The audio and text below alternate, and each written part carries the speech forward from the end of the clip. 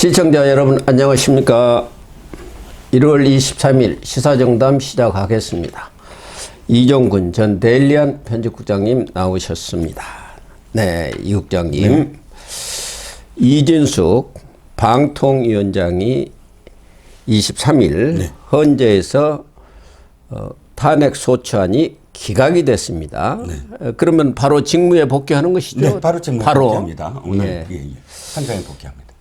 직무를 복귀하더라도 지금 김태규 네네. 부위원장 네. 역시 임명뿐이 안 되니까 그렇죠. 중요한 어떤 안건에 대한 심의 의견은 어려운 거 아니에요? 역시 않죠. 전륜발이 아닙니까? 예, 역시 뭐 똑같습니다. 근데 일단 이 헌법재판소가 이인의 그 의결도 불법이 아니다라는 그 판결은 받아냈지만 그러나 지금 실질적으로는 쉽게 그 방문진이라든지 MBC와 관련된 지배구조로 바꿀 수 있을지 그건 좀 미지수입니다. 그러니까요. 네네. 바로 그 점 때문에 탄핵을 지금 당했던 거 아닙니까? 네네, 그렇습니다. 그게 아마 이진숙 방통위원장이 7월 말에 취임을 해갖고 이틀 만인 네네. 8월 2일 날 네네. 국회에서 탄핵 소추안이 의결이 돼가지고 네. 그러니까 한 173일인가요? 네, 딱 174일째라고 지금 되어 있습니다. 예. 그러면 헌법재판관이 지금 8명 아닙니까? 네네. 6명에 있다가 지난번에 네. 최상목 권한대행이 2명을 임명해 갖고 8명이 됐는데 네네.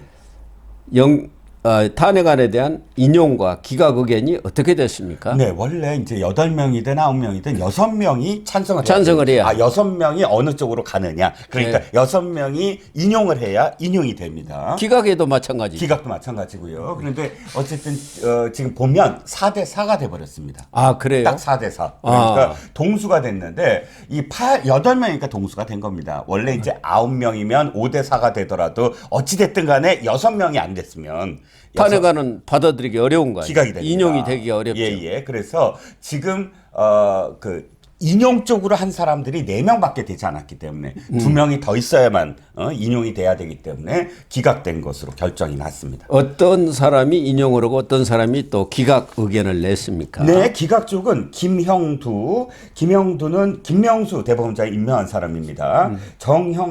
정형식은 윤석열 대통령이 임명한 사람이고 조한창 이번에 네. 국민의힘이 국힘이 추천한 사람이죠. 김복형 이 사람은 좀 주목해야 될 것 같습니다. 어쨌든 이 사람은 조희대 대법원장이 임명한 사람. 아까 김명수가 임명한 사람 김영두가 어느 쪽으로 가느냐가 굉장히 관심을 끌었거든요. 그런데 그러니까 지금 지난번에 김명수가 그러니까 추천한 사람인데도 불구하고 김영두는 이번에 기각으로 갔다. 이게 이제 눈여겨볼 대목이고 인용한 사람들은 우리가 예상했던 사람들입니다.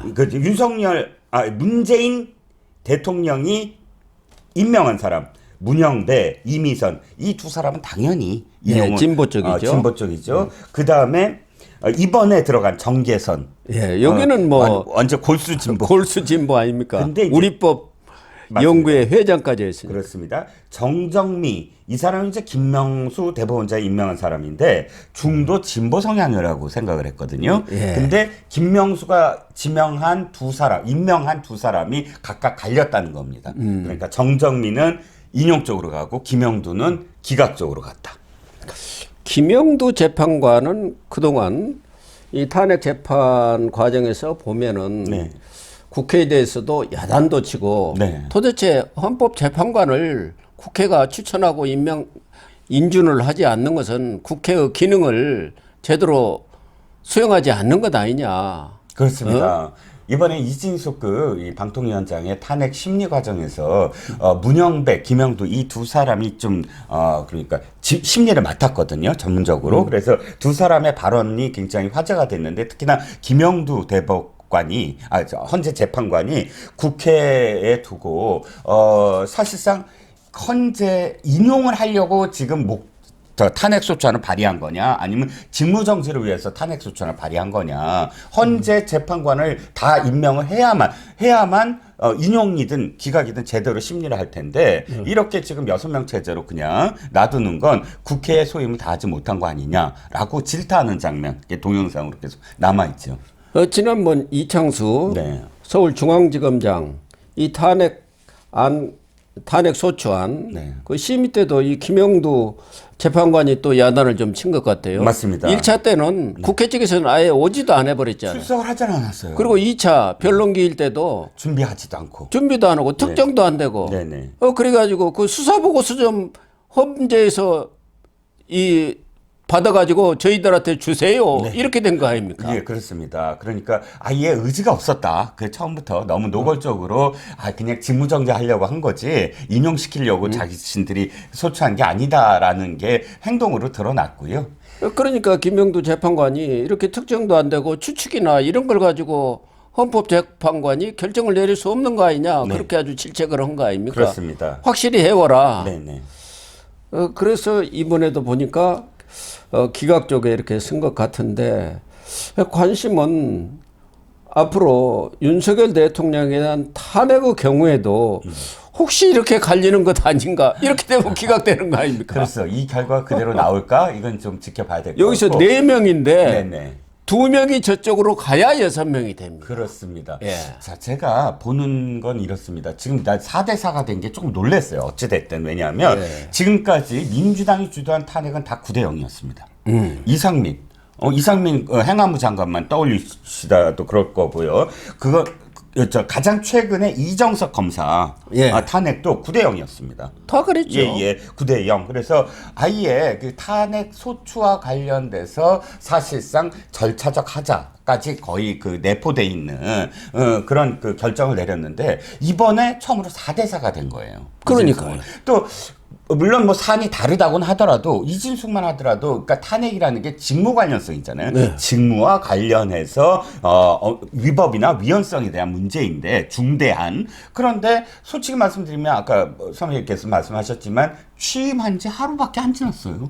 그리고 지금 방통법 13조 2항 그 제적위원 조항 그게 지금 문제가 된 거 아닙니까? KBS 이사진 그리고 MBC 대주진 박문진 이사진 선임하는 것을 두 사람이 했다 그거 아닙니까? 그렇습니다. 그 부분도 사실 행정법원에서 조금 갈리긴 하는데 YTN 노조가 YTN의 그 지배구조 바뀌는 것을 방통위가 2인 체제에서 승인한 것을 두고 행정법원에 소를 제기했어요. 그때 행정법원의 1심에서는 YTN 손을 들어줬는데 2심 고법에서는 2심 행정법원에서는 아니다.